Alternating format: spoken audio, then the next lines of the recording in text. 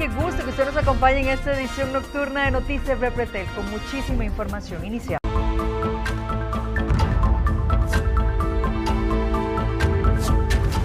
Febrero cerró con un fin de semana especialmente intenso para la Cruz Roja y en solo 3 días atendieron, oigan ustedes, 92 casos delicados y 13 personas murieron en el sitio. Sheila Paniagua tiene todos los detalles en vivo a esta hora. Sheila, adelante, muy buenas noches. Ya lo hemos dicho en ediciones anteriores, Laura, que los fines de semana son los días en que más accidentes atiende la Cruz Roja en carretera, así como también estos incidentes por arma de fuego. Imagínese usted que este fin de semana fue un fin de semana bastante violento. Es más, podríamos decir que fue el fin de semana más violento de febrero, donde la Cruz Roja tuvo que trasladar a más de 90 personas en condición crítica a los centros médicos y 13 fallecieron en el sitio. La mayoría de estos incidentes fue por accidentes de tránsito y también personas heridas por arma de fuego o por arma blanca. Febrero cerró con un fin de semana especialmente intenso para la Cruz Roja. Entre el viernes y el domingo, los equipos de emergencia atendieron 92 personas en condición delicada, la cifra más alta del mes. Para ponerlo en contexto, los otros fines de semana de febrero dejaron entre 80 y 88 atenciones. Este último superó todos los registros. Los accidentes de tránsito volvieron a marcar la diferencia. Las colisiones encabezaron las cifras con 19 heridos, seguidos por vuelcos con 6 traslados y por último los atropellos con 2 heridos. Donde esto ha significado un movimiento bastante importante de los recursos de la Cruz Roja, en donde unidades de soporte avanzado de vida, unidades de rescate, los vehículos y quienes dirigen y manejan estas emergencias han requerido un desplazamiento bastante arduo a lo largo y ancho del país. Por otra parte, 13 personas fueron ubicadas sin signos vitales en la escena. Aunque no fue el fin de semana más mortal de febrero, sí fue el que más trabajo generó.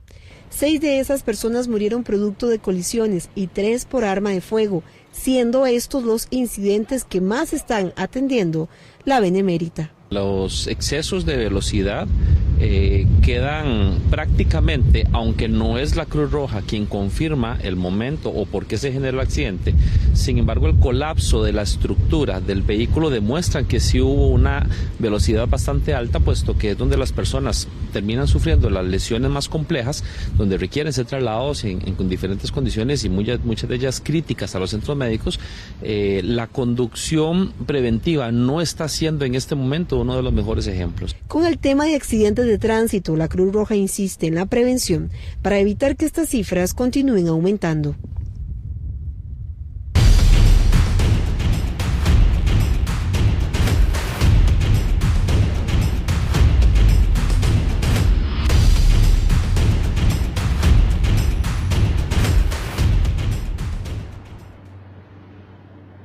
Laura, y ahora vamos a hablar de este milagro que ocurrió en Ciudad Quesada. ¿Y por qué decimos que es un milagro? Bueno, resulta que el conductor de ese tráiler que ustedes ven en pantalla se quedó sin frenos y él, para no colisionar otros vehículos y para que la situación no fuera más grave, colisiona contra unos postes del tendido eléctrico. Incluso vemos en imágenes cómo esta persona pierde el control por poco. Unos motociclistas que iban pasando en ese momento se salvan de milagro. Además, las otras personas de los vehículos involucrados también resultaron ilesos con pocas lesiones. Pero eso es una situación que se registró en cuestión de segundos. Fueron como 40 segundos en que este conductor pierde los frenos de este vehículo. Él trata de realizar maniobras para que esta situación no escale y es ahí cuando colisiona con estos postes. Además, una vivienda, una segunda planta, resulta con daños prácticamente pues la casa destruida. Y también vemos que colisiona con otros vehículos. Vamos a ver la siguiente información donde le resumimos esta situación que se vivió hoy en Ciudad Quesada. 8 toneladas de peso, una carretera en pendiente, sin frenos y solo con la decisión en segundos, la realidad de un conductor que maniobró para evitar muertes y la propia suya. Videos de seguridad muestran la atinada faena que evitó una desgracia. 3 carros livianos chocados, un camión destruido, pero todos con vida. Así lo describe Luis, uno de los choferes que fue colisionado. Sí, de hecho yo lo vi por el espejo. ¿Qué pensó en ese momento? ¿Viene descontrolado? No, este más viene sin frenos. Y cuando sentí fue que impactó los otros 2 vehículos y pegó este. Bueno, los 2 vehículos pegaron a este, porque él se los comió de aquel lado. Y lo que hizo el muchacho fue a caer aquí en esta esquina. El conductor del camión impactó la propiedad de concreto y allí destruyó la segunda planta de la casa de Brian. Y lo primero que escucha es un estruendo, que el edificio se mueve, como si cayera un meteorito, dijo el amigo. Entonces se levanta uno un poco desorientado y lo primero que encuentra, pues es la sala de la casa totalmente destruida por el hecho de que los mismos escombros golpearon una parte de la ventana y después golpearon también la pared y también por ende se fracturó en varias partes. Subimos al área destruida donde quedó gran cantidad de concentrado. Está recogiendo bastante concentrado, que era lo que traía el camión. Está bastante destrozado, no, irreconocible cuando llegamos, la verdad. Nos encargamos ya que estamos cerrados, ¿verdad? El restaurante pues por varias razones está cerrado, entonces tuvimos que ayudar a empezar a colaborar con la recolección de residuos que quedaron por parte del camión, concentrado para apoyo. La empresa dueña del camión le prohibió al chofer hablar, pero incluso al oficial de tránsito a cargo de la escena, el conductor le describió lo que ocurrió. Indica que perdió, el vehículo se queda sin frenos, tal vez unos 300, 400 metros antes, y él trata por todos los medios de ver cómo frena el vehículo, pues dice que no, se le sale de control y colisiona contra el muro de una pared, y después ya, como quedó en la foto que ven ustedes ahí, pero eso es lo que indica el chofer, ¿verdad? Que se quedó sin frenos el vehículo. El camión cargó material en Turrúcares, de Alajuela, y se dirigía a Florencia de San Carlos. Los daños a los postes públicos causaron problemas en el servicio de internet y de cable. Un cable de línea coaxial, fibra y no hay tanto cable de alimentación eléctrica. Más que todo se quedaron sin servicio de internet, de cable. Correcto, así es, mi amigo. Sí, básicamente la afectación es más dada a la parte de infocomunicaciones. Al final, en las manos del conductor estuvo evitar una desgracia. Y hoy todos cuentan el cuento. Y hasta muchos se benefician del mal momento. Afortunadamente este incidente no dejó personas fallecidas, solamente daños materiales. Veíamos el poste del tendido eléctrico, en esta ocasión fueron 2 postes completamente destruidos, también una vivienda que se vio afectada y otros vehículos.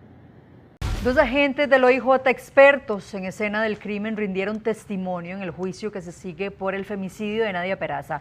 Ellos fueron los que abrieron la refrigeradora y encontraron los restos de la joven de 21 años. El primer testigo, todavía 2 años después, mantiene secuelas psicológicas del momento en que abrió la refrigeradora en que se encontraron los restos de Nadia. Sí, yo pasé prácticamente 3 meses, no podía ver ni el rótulo de un banner publicitario de carne. No comía carne, a los 3 meses logré comer pollo y pescado. Actualmente no. Cuando iba a la carnicería, digamos, tengo que desviar la mirada para otro lado porque no puedo ver el área de carne de cerdo. Ese día marcó su vida y su trabajo de muchos años en recolección de indicios del OIJ. Me es bastante difícil, digamos, por ese lado, ya que a la hora de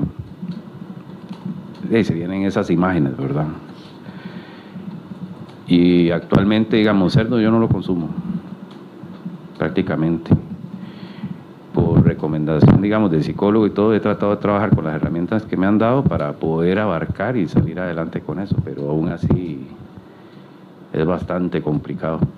Otro de sus compañeros, experto en escena del crimen, aseguró al tribunal que los agentes a cargo de la pesquisa llegaron a la conclusión de que Jeremy estaba alimentándose del cuerpo. Y la hipótesis que la persona que cometió este acto se la pudo haber consumido fue por la manera en que se encontraron en recipientes que utilizamos para consumir, en loncheras y en una refrigeradora. Entonces, poder decir que esto haya sucedido no puedo decirlo, pero es una hipótesis. No se puede garantizar, pero es una hipótesis o es algo que se conversaba ahí en el escenario. La defensa alega que esperará el momento oportuno con el fin de probar la inocencia del imputado por el delito de femicidio.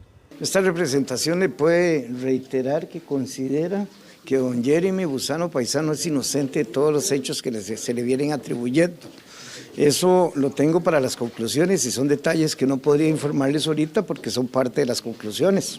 Pero para mí queda totalmente claro que él es inocente y lo que he escuchado hasta el día de hoy no hay nada nuevo que a mí me sorprenda.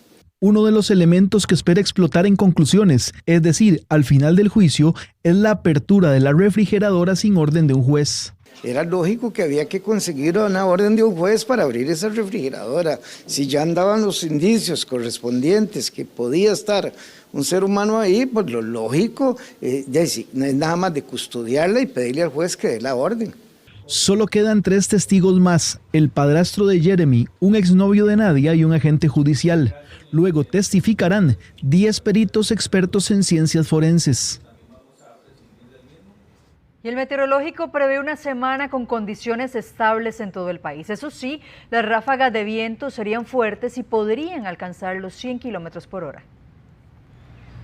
Una semana más cálida y con fuertes vientos será lo que enfrente el país durante los próximos días. Según el Instituto Meteorológico Nacional, una alta presión atmosférica en el Caribe estaría generando un aceleramiento de los vientos alisios. Se prevé que estos sean más fuertes en la región norte del país. Este martes seguimos percibiendo un ambiente ventoso en el territorio nacional como consecuencia del aumento de la intensidad de los vientos alisios en el Mar Caribe y que percibimos como ráfagas de fuerte intensidad tanto en el centro del país como en el Pacífico Norte. Además de esto, las condiciones atmosféricas características del mes de marzo estarán presentes durante la primera mitad de esta semana. Esto significa que durante el día tendremos poca nubosidad, lo cual permitirá que los termómetros registren temperaturas cercanas a los 30 grados Celsius hacia el Valle Central y que superen los 32 grados Celsius a lo largo de la costa del Pacífico, incluso pudiendo alcanzar hasta 35 grados Celsius en la llanura de Guanacaste. El Instituto Meteorológico Nacional prevé que estos vientos ronden los 100 kilómetros por hora, los cuales se podrían mantener así hasta la mitad de semana. Hacia la zona norte y el Caribe, los termómetros podrían alcanzar hasta los 32 grados Celsius cerca de la costa y en las partes más bajas de estas regiones. Como es usual para esta época del año, no estamos previendo precipitaciones para este día. Las altas temperaturas en las últimas horas han alcanzado incluso los 38.1 grados, esto en San Mateo de Alajuela, los 37.5 grados en Orotina, los 37 grados en Paquera, mientras que el termómetro marcó 36.8 grados Celsius en Ojancha, Guanacaste. Para esta semana no se espera el tránsito ni afectación de ningún empuje frío. El paso por el puente sobre el río Pacuar se cerrará del 11 de marzo al 1 de abril para desarmar el puente modular y habilitar el nuevo. Esto es en el sector de La Palma, en la ruta 243, entre Dominical y San Isidro del General. Los vehículos livianos y autobuses podrán desviarse por la ruta alterna cantonal por el Rosario y los camiones y vehículos grandes deberán viajar por la Costanera Sur y por la Interamericana Sur hasta Palmar Norte. Ya quedó rehabilitado el paso por la Ruta Nacional 4, el sector de Catira de Guatuso, tras el cierre que estaba programado entre las 5 de la mañana de este domingo y las 5 de la mañana de este lunes. El nuevo puente de concreto tendrá 2 carriles con aceras inclusivas a ambos lados. El proyecto inició a finales de enero sobre el río La Plata y quedará listo en 8 meses desde su fecha de arranque, por lo que estaría en servicio en el mes de septiembre. La nueva estructura vendrá a beneficiar a esa comunidad, así como a diferentes sectores aledaños, en cuenta el cantón de Upala. Este martes iniciará la estabilización del kilómetro 27 de la Ruta Nacional 32 en el sector del Parque Braulio Carrillo. Las labores se ejecutarán durante 3 meses, siempre sujetas a las condiciones climáticas. Se debe aplicar paso regulado y los trabajos se realizarán todos los días de 6 de la mañana a 5 de la tarde. La inversión será por 75 millones de colones. Y la Policía de Tránsito estaría llegando a las aulas en este 2026 para capacitar a los menores sobre la ley y los cuidados que hay que tener en carretera. El 2025 dejó más de 500 muertes en carretera, una cifra escalofriante que asusta y preocupa. La policía de tránsito ha venido con una estrategia de hacer retenes en horas de la noche, que es cuando más muertes se registran. Pero quieren hacer más cosas y por eso se trabaja en conjunto con el Ministerio de Educación para fomentar la educación vial en las aulas. Vengo saliendo de una reunión con el señor director de COSEBI, don Jeffrey Cervantes, y él está con un acercamiento con el Ministerio de Educación para ver cómo se puede implementar alguna materia en los centros educativos para tratar de formarlo a los niños desde pequeña edad. La relación entre el Ministerio de Educación y el MOP viene desde hace muchos años, porque incluso desde el 2018 hay un convenio para que los estudiantes de secundaria puedan hacer su examen teórico con antelación. Lo que se busca es que desde pequeños las personas puedan aprender sobre la ley de tránsito, su respeto y lo que implica conducir un vehículo. Bueno, nosotros en realidad desde el 2018 tenemos ya un convenio MOP, MEP, COSEBI, donde los tres entes estamos trabajando en los módulos de movilidad y seguridad vial, y ya hay muchos colegios que ya reciben la educación vial desde sus centros educativos y ya no tienen que presentarse a hacer la prueba teórica porque lo aprueban desde su centro educativo. Tenemos ya registros bastante amplios de muchachos que ya tienen acreditada su prueba teórica realizado desde el centro educativo, y lo único que les quedaría pendiente cuando tengan los 18 años de edad es realizar la respectiva prueba práctica. En este 2026, la meta es reducir la cantidad de accidentes y muertes en carretera. Y el INSS atendió en el mes de enero a 2.777 pacientes involucrados en accidentes de motocicleta, en promedio 1 cada 15 minutos, cifra que supera los 2.402 registrados en el mismo periodo del 2025. Entre las principales afectaciones que se presentan en estos accidentes destacan lesiones en rodilla, hombro, muñeca, especialmente en extremidades expuestas durante el impacto. Durante el mes de enero tuvimos casi 3.000 casos de accidentes en motocicleta. Las principales lesiones se concentran en las áreas expuestas, sobre todo rodilla, hombro, muñecas y lesiones múltiples. Esta presión en la cantidad de casos nos hace hacer un llamado a la prevención para evitar los accidentes en carretera y a los motociclistas utilizar todos los medios de protección personal para evitar accidentes. Entre el MOP y el COSEBI tienen 730 millones de colones para instalar en este año más de 40 semáforos en la gran área metropolitana. A esta fecha ya se han reparado 6 sistemas por averías provocadas por los fuertes vientos. Por más semáforos que se instalen a nivel nacional, siempre habrá emergencias, principalmente en la estación lluviosa, que hará que el sistema colapse. Pero también cuando hay mucho viento se vienen las averías. Eso le cuesta a Ingeniería de Tránsito 450.000 colones por cada sistema. Pese a eso, siempre se tienen que instalar nuevos semáforos cada año como parte del presupuesto del MOP y del COSEBI. Veamos cómo está el panorama para este 2026. Con presupuesto del COSEBI, Ingeniería de Tránsito instalará 14 semáforos, 4 en Cartago, en el centro y en La Unión, 4 en San José, en el centro, Desamparados y Goicoechea, 5 en Heredia, en Belén y en San Isidro, y en Alajuela 1 en el centro, para un total de $387.307. Por parte del MOP se colocarán 16 sistemas, 7 en San José, en el centro, en Curridabat, en Tarrazú y en Puriscal, 5 en Alajuela, en el centro, 1 en Heredia, en Barba, 2 en Limón, en Pocosí y en Guásimo, y 1 en Cartago, en Oriamuno, para un total de $320.000. Importante mencionar que prácticamente ya estamos, antes salió un estudio y duraba 3-4 años, ahora prácticamente sale un estudio y en el mismo año se está instalando máximo un año después, que eso es un gran avance. Para este año tenemos una meta por el MOP de 40 sistemas, a la fecha tenemos 16 estudios aprobados. Y por el COSEBI, en una contratación que tenemos, vamos a instalar 14 sistemas. Para este 2026, el COSEBI tiene un presupuesto de 200 millones de colones y el MOP de 530 millones de colones. En lo que llevamos de este año, la institución ha recibido 25 reportes de semáforos con averías, producto de los fuertes vientos. Se han arreglado 6 por el momento. Muchas veces eso es lo que el semáforo se da vuelta y entonces nada más se endereza, llamémoslo así, pero tenemos sistemas de semáforos que son muy viejos y semáforos que tienen 20 años guindando. Esos policarbonatos ya está tostado por el sol, Entonces, en caso de que se quiebre, hay que cambiar el semáforo. Los semáforos que se instalarán son peatonales, aéreos, preventivos y ferroviarios. Y cada 24 horas, 11 pacientes recurren a la sala cuarta para resolver su situación de salud. Hasta el momento hay 634 quejas por cirugías. Cuando una persona considera que una institución pública está vulnerando su derecho, puede presentar un recurso de amparo ante la Sala Cuarta. Y es que hay un total de 1.713 quejas por diferentes razones en materia de salud. Estos dos pacientes, por ejemplo, valoran interponer un recurso por atrasos. Uno de ellos espera una cirugía por hernia. Estoy esperando una cirugía de hernia en el Calderón Guardia del 10 de octubre del 2024. El euro me indica que estoy en el lugar 1854 concretamente, a esta fecha.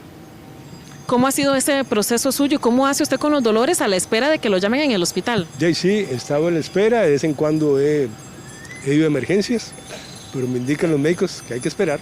A uno le rebajan seguros, uno paga seguros y a la hora llega a la caja del Seguro Social todo le hace a uno un montón de cosas que no están bien hechas. Le meten así que una cosa, que otra, que no pueden, que no hay campos en hospitales, entonces en realidad no se puede. Veamos los datos. Por cirugías hay 634 recursos. Esto significa que cada 24 horas 11 personas se presentan a la Sala Cuarta por una queja en materia de cirugías. 435 quejas por citas, 367 por atención médica, 120 recursos por medicamentos y 78 por lista de espera. Si yo tengo muchos años de estar en lista de espera y la Sala Cuarta me da la solución rápida, yo voy a recurrir a esa. Entonces, está bien, el que lo puede hacer que lo haga. En algunos casos, la Sala Cuarta da razón a los pacientes y ordena a la caja, ya sea entregar medicamentos, programar cirugías o resolver los trámites pendientes.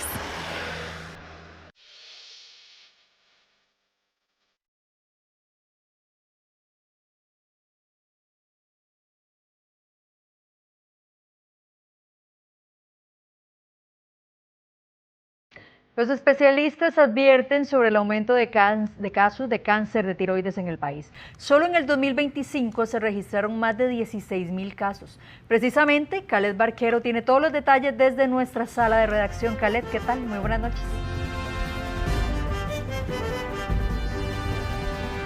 Muchas gracias. Durante el 2025 se registraron más de 16,000 casos de cáncer de tiroides en el país. Esto significa que la enfermedad va en aumento y ya se consolida como una de las de mayor demanda hospitalaria. Es conocida como el cáncer silencioso, lo que significa que puede desarrollarse por muchos años en las personas que lo padecen sin generar ningún tipo de alerta, lo que lo vuelve aún más peligroso. Pero, ¿cuáles son algunos de sus síntomas y cómo se puede detectar a tiempo? Lo vemos en la siguiente información.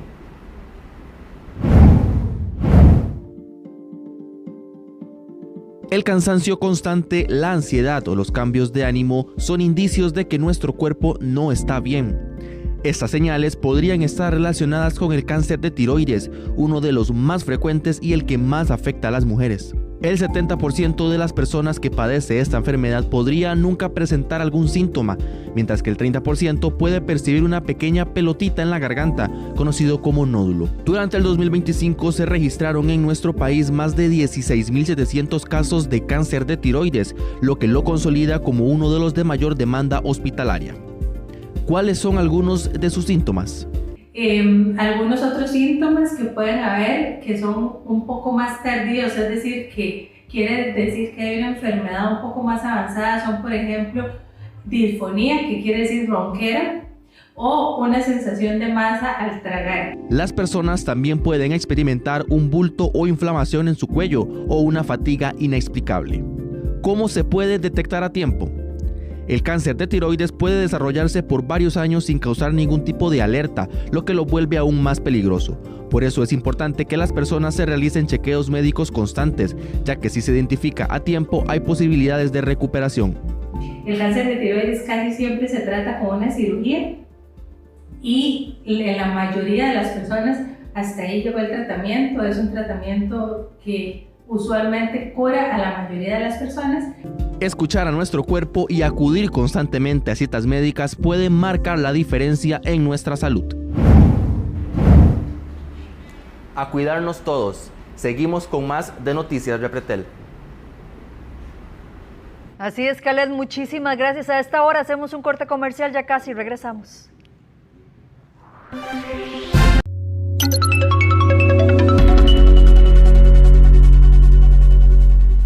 Repasamos el tipo de cambio del dólar de este lunes, 466 colones con 92 céntimos y la venta 474 colones con 25 céntimos según el Banco Central de Costa Rica.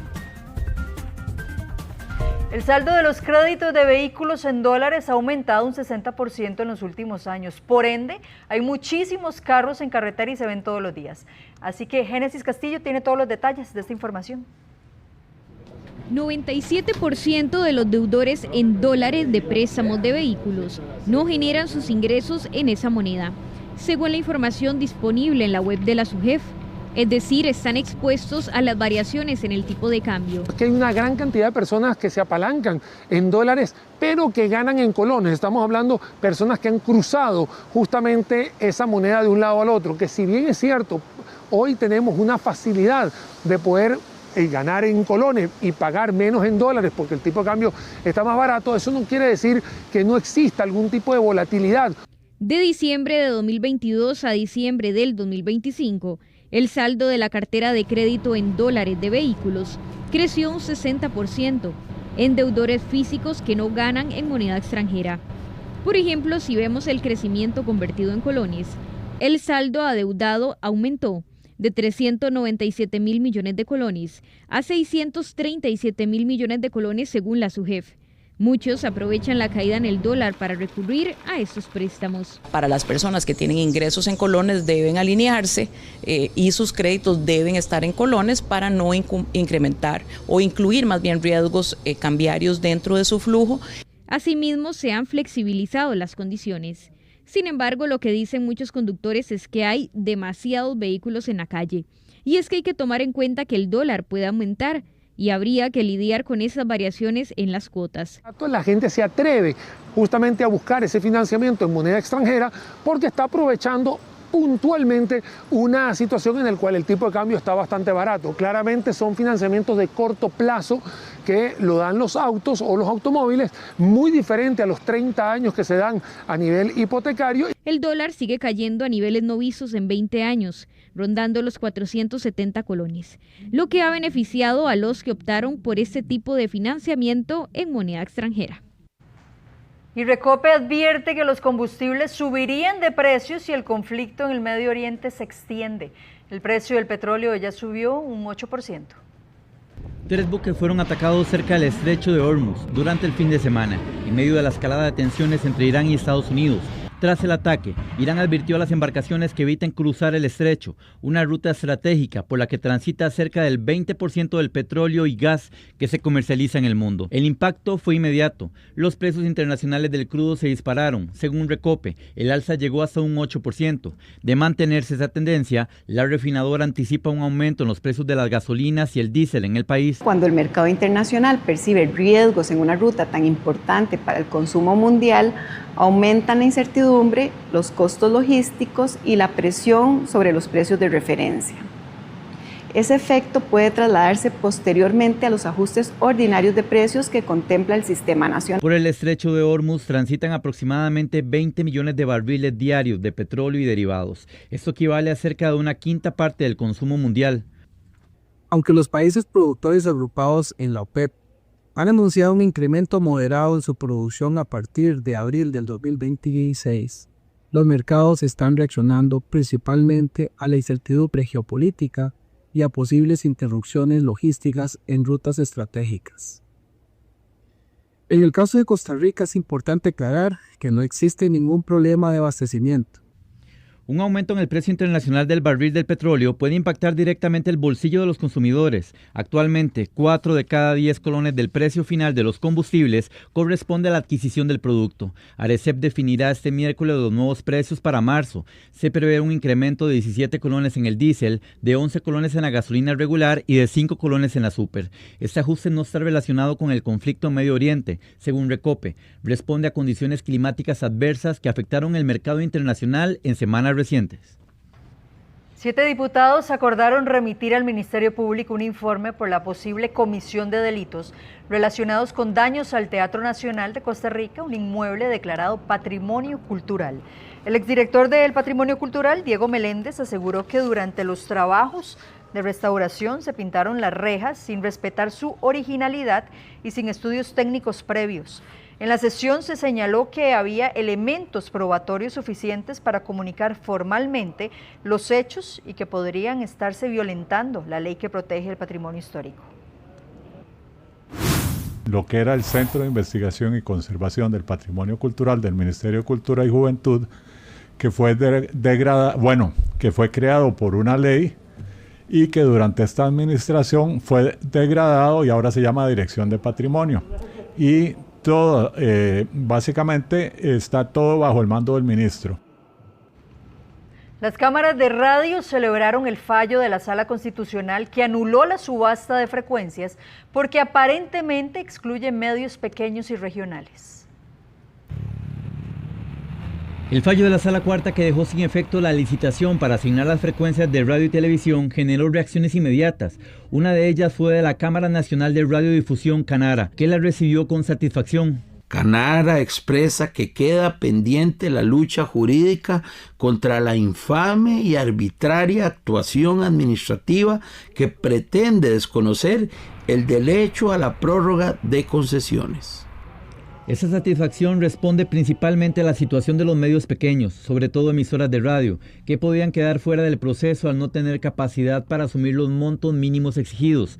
Por ejemplo, en el caso de una frecuencia AM, se establecía una base cercana a los 5 millones de colones. El recurso de amparo fue interpuesto por la Cámara Nacional de Radio y Televisión. Su presidenta manifestó lo siguiente. Castigar el éxito empresarial como se pretende en esta fallida subasta es solamente una revancha. Para lograr una verdadera justicia es necesario ajustar el trato o la norma a las circunstancias particulares de cada persona o grupo, evitando la discriminación y fomentando la igualdad real. El fallo de los magistrados también generó reacciones en la Asamblea Legislativa. También la Sala Constitucional le advierte al gobierno que cualquier licitación o subasta a futuro tiene que incorporar criterios que promuevan el pluralismo y la distribución equitativa, transparente e igualitaria del espectro radioeléctrico destinado a la difusión. Por su lado, en Azutel se limitaron a indicar que se mantendrán a la espera de la sentencia completa para referirse al tema. En el recurso de amparo, la Cámara Nacional de Radio y Televisión reclamó que los concursos aprobados solo tomaban en cuenta la oferta económica más alta. A su criterio, esto ponía en desventaja a radios pequeñas, comunitarias, religiosas y regionales, que no tienen el mismo músculo económico para competir. Tiene 10. Se aproxima el pago del quinquenio masivo 2026 y todavía hay oportunidad de realizar el trámite en las operadoras de pensiones. Son más de 10,000 trabajadores los que ya realizaron el trámite para recibir este dinero en los primeros 15 días del mes de abril. En promedio, cada trabajador recibe 1 millón de colones según estimaciones de Popular Pensiones. Y el proyecto que pretende prohibir el uso de celulares en los centros educativos avanzó en la Asamblea Legislativa. Cualquier estudiante que sea sorprendido utilizando el celular dentro del aula se expondrá a una falta leve, según establece el nuevo reglamento del MEP. El teléfono deberá permanecer apagado y solo podrá usarse con fines pedagógicos autorizados. Apoyo que no tengan el celular en la clase, porque se distraen y aparte que se distraen, no ponen atención, después van bajando las notas.